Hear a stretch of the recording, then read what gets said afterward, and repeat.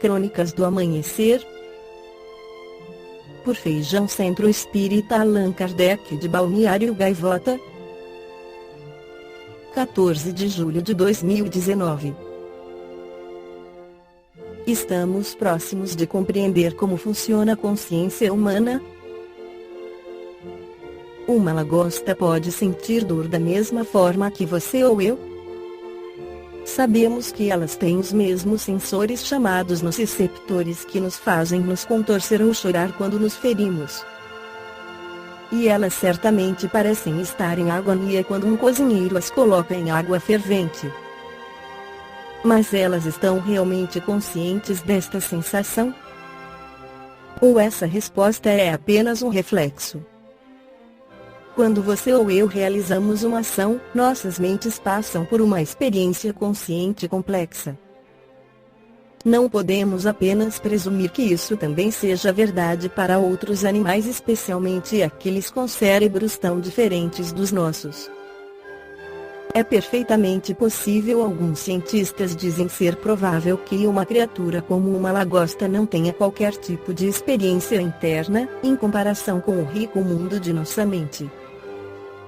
Com um cachorro, que se comporta como nós, tem um corpo não muito diferente do nosso, que tem um cérebro não muito diferente nosso, é mais plausível pensar que ele veja e ouça as coisas de forma parecida que a nossa, em vez de dizer que ele é completamente vazio por dentro, por assim dizer, diz Giulio Tononi, um neurocientista da Universidade de Wisconsin-Madison, nos Estados Unidos.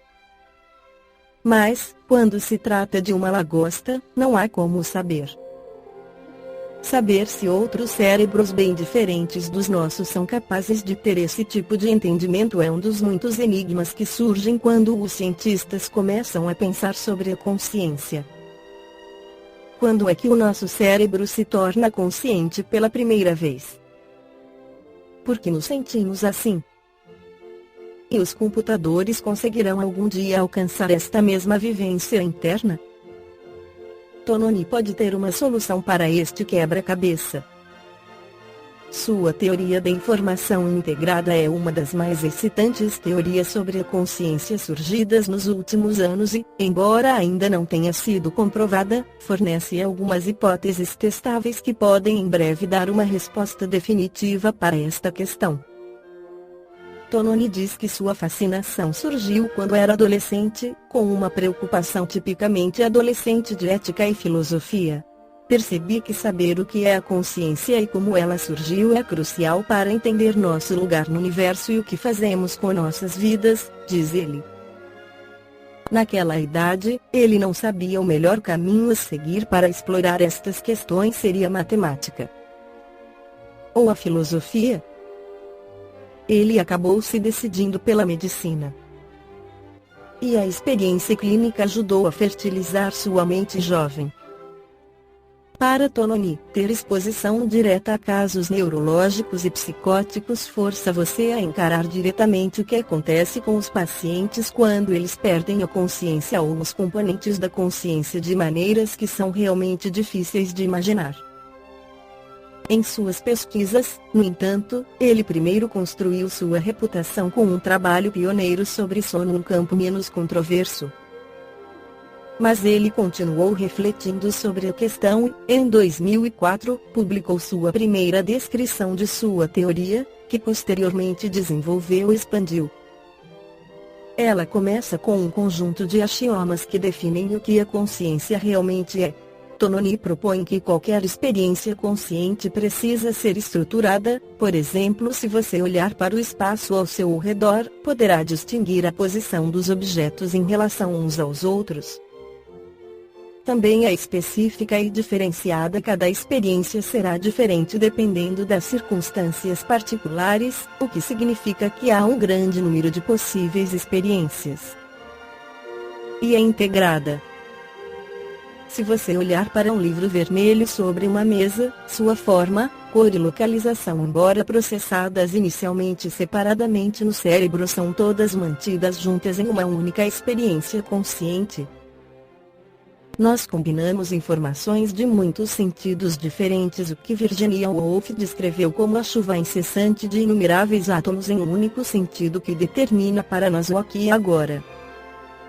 A partir desses axiomas, Tononi propõe que podemos identificar a consciência de uma pessoa ou mesmo de um animal ou de um computador a partir do nível de integração de informações que é possível no cérebro ou em uma CPU. De acordo com sua teoria, quanto mais informação é compartilhada e processada entre muitos componentes diferentes para contribuir para aquela única experiência, maior o nível de consciência. Talvez a melhor maneira de entender o que isso significa na prática é comparar o sistema visual do cérebro a uma câmera digital. Uma câmera captura a luz que atinge cada pichel do sensor de imagem, o que gera claramente uma enorme quantidade de informações no total. Mas os pixels não estão conversando uns com os outros ou compartilhando informações, cada um grava independentemente uma pequena parte da cena. E, sem essa integração, a câmera não pode ter uma experiência consciente rica. Como a câmera digital, a retina humana contém muitos sensores que inicialmente capturam pequenos elementos da cena. Mas esses dados são então compartilhados e processados em várias regiões diferentes do cérebro. Algumas áreas estarão trabalhando nas cores, adaptando os dados brutos para entender os níveis de luz, para que possamos reconhecer as cores mesmo em condições muito diferentes. Outros examinam os contornos, o que pode envolver adivinhar as partes de um objeto que estão obscurecidas se uma xícara de café estiver na frente de parte de um livro, por exemplo, você ainda assim terá uma ideia de sua forma geral. Essas regiões compartilharão informações e combinarão diferentes elementos, fazendo surgir a experiência consciente sobre tudo o que está à nossa frente. O mesmo vale para as nossas memórias. Ao contrário da biblioteca de fotos de uma câmera digital, não armazenamos cada experiência separadamente. Elas são combinadas e interligadas para formar uma narrativa significativa. Toda vez que experimentamos algo novo, isso é integrado com as informações anteriores. É o motivo pelo qual o gosto de um único doce pode desencadear uma lembrança de nossa infância distante, e tudo isso faz parte de nossa experiência consciente. As experiências que investigam a consciência humana, pelo menos, essa é a teoria e é compatível com muitas observações e experiências em toda a medicina. Ao alterar os níveis de neurotransmissores importantes, a anestesia parece quebrar a integração de informações do cérebro. Um estudo, publicado em 2015, examinou os cérebros dos participantes sob várias formas de anestesia, entre elas propofol e xenônio. Para analisar a capacidade do cérebro de integrar informações, a equipe aplicou um campo magnético acima do couro cabeludo para estimular uma pequena área do córtex subjacente, uma técnica não invasiva conhecida como estimulação magnética transcraniana ENT. Quando acordado, você observaria uma onda complexa de atividade enquanto o cérebro responde a ENT, com muitas regiões diferentes respondendo, o que Tononi considera um sinal de integração de informações entre os diferentes grupos de neurônios. Mas os cérebros das pessoas sob o efeito de propofol e xenônio não exibiram essa resposta. As ondas cerebrais geradas eram muito mais simples em sua forma, comparadas à agitação da atividade no cérebro acordado. Ao alterar os níveis de neurotransmissores importantes, as drogas pareciam ter quebrado a integração de informações do cérebro. Isso correspondia à completa falta de consciência dos participantes durante o experimento. Sua experiência interna parece ter se apagado. A equipe também analisou os participantes sob ketamina. Embora a droga corte nossa reação ao mundo exterior, o que significa que também é usada como anestésico, os pacientes frequentemente relatam ter sonhos intensos, em oposição ao puro vazio experimentado sob propofol ou xenônio. A equipe de Tononi descobriu que as respostas ao ente neste caso eram muito mais complexas do que aquelas sob os outros tipos de anestésicos, refletindo o seu estado alterado de consciência. Eles estavam desconectados do mundo exterior, mas suas mentes ainda estavam ligadas durante as fantasias induzidas pela droga. Tononi teve resultados semelhantes ao examinar diferentes estágios do sono. Durante o sono não REM, em que os sonhos são mais raros, as respostas ao ente eram menos complexas. Mas, durante o sono REM, que frequentemente coincide com a consciência do sonho, a integração da informação parecia ser maior. O papel dos neurônios na consciência. Ele enfatiza que isso não é prova de que sua teoria está correta, mas mostra que ele poderia estar no caminho certo. Digamos que, se tivéssemos obtido o resultado oposto, estaríamos em apuros. A teoria de Tononi também vai de encontro com as experiências de pessoas com várias formas de danos cerebrais. O cerebelo, por exemplo, é a massa cinza rosada em forma de nós na base do cérebro, e sua principal responsabilidade é coordenar nossos movimentos.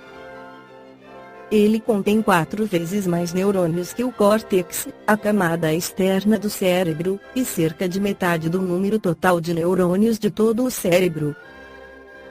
No entanto, algumas pessoas não têm um cerebelo ou porque nasceram sem ele, ou o perderam em algum dano cerebral e ainda são capazes de ter uma percepção consciente, levando uma vida relativamente normal.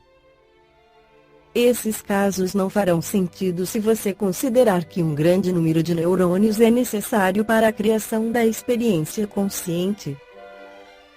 Em consonância com a teoria Tononi, no entanto, o processamento do cerebelo ocorre principalmente localmente, em vez de trocar e integrar sinais, o que significa que teria um papel mínimo na consciência.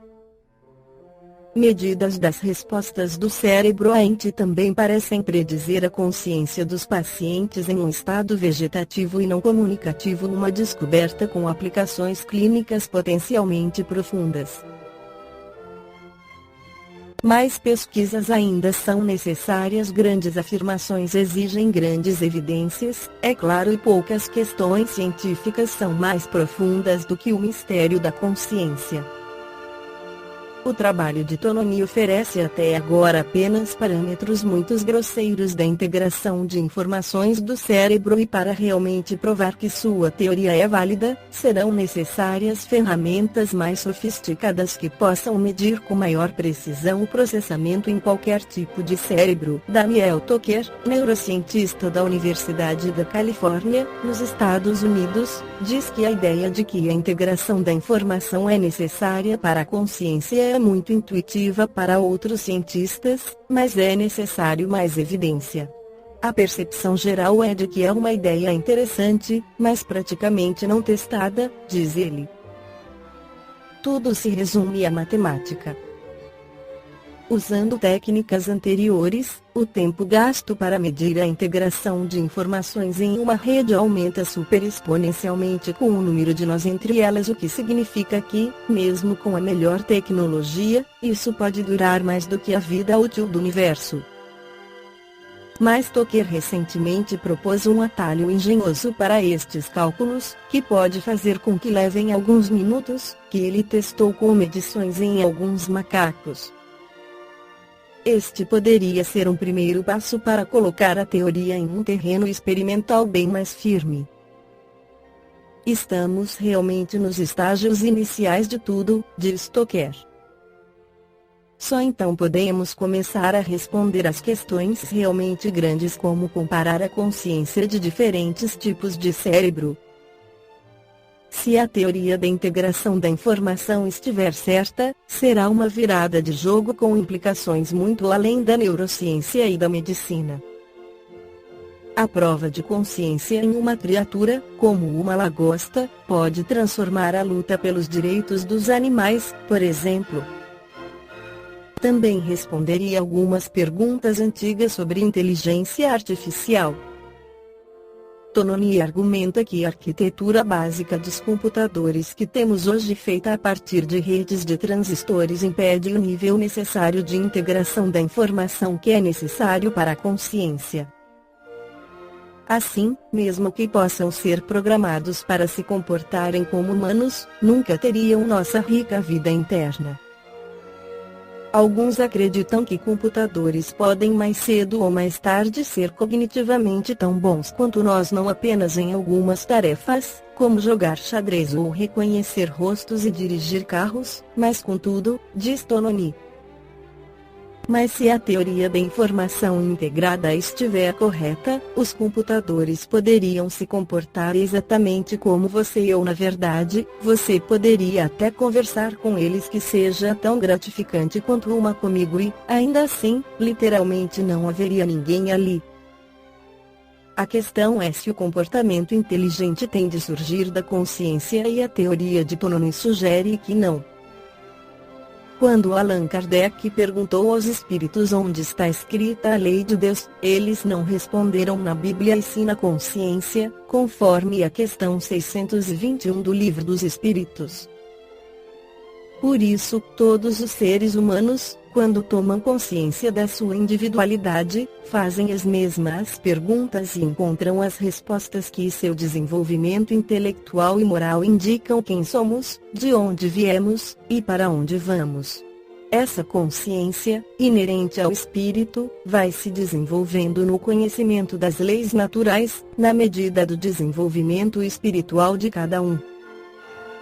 Quanto mais se desenvolve o homem, intelectual e moralmente, quanto mais ele se educa no conhecimento e na vivência das leis de Deus, mais essa consciência se amplia e mais ele percebe quem é, como é, o que pode ser, e quanto mais claramente ele ouve a voz da sua consciência, mais percebe os outros, tornando-se melhor pessoa. Possui mais e melhores condições de viver melhor, de ajudar mais e melhor seu próximo e de colaborar, com mais eficiência, na melhoria da comunidade onde vive. No reino animal, o princípio inteligente, até então, alma-grupo, na expressão de Jorge Andréa no livro Impulsos Criativos da Evolução, capítulo 11, pág. 128, 2, torna-se o indivíduo, um ser particular, só que ele não sabe disso, sua consciência continua em germe, em potencial. É no reino nominal, como espírito, que inicia a consciência de si mesmo, como um indivíduo semelhante a outros. Adquire a consciência de que é alguém, de que existe e vive. Esse despertar da consciência leva o homem a satisfazer suas necessidades físicas, desenvolvendo então o egocentrismo, tão necessário à sua sobrevivência e manutenção, onde ele e suas necessidades são o centro primeiro, depois outro. Infelizmente, esta ideia ainda persiste hoje, entre pessoas que não perceberam que atualmente, a necessidade maior é a da solidariedade, em favor de nós e não do eu. Todavia, a progressão espiritual se faz também, através das lutas materiais, e chega um momento, na vida de cada espírito, na qual ele percebe, adquire a consciência da sua realidade espiritual e das suas novas necessidades. Geralmente, cansado de repetir experiências reencarnatórias, guiado pelo orgulho e egoísmo, percebe a luz do amor de Deus e o quanto dela se distanciou. Vem, então, o arrependimento, a vontade de mudar tudo, de transformar-se, de recomeçar de novo, porque tem dentro de si, gravado na sua consciência, a lei da reencarnação, que leva à evolução. É então que ele se dispõe a esse trabalho de regeneração, que lhe parece gigantesco, e ele o é, quando outras lutas surgem, muitas vezes mais difíceis das vividas antes, lutas internas, consigo próprio, procurando ouvir a voz de sua consciência.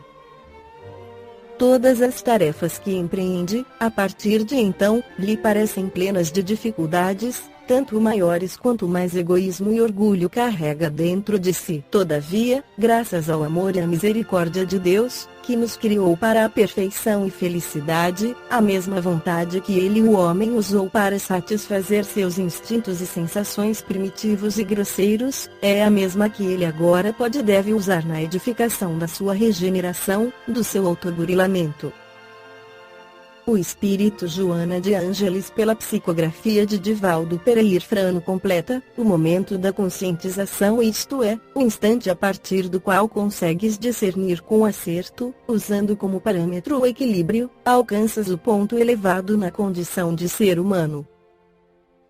Efeito natural do processo evolutivo, essa conquista te permitirá avaliar fatores profundos como o bem e o mal, o certo e o errado, e o dever e a irresponsabilidade, a honra e o desar, o nobre e o vulgar, o lícito e o irregular, a liberdade e a libertinagem.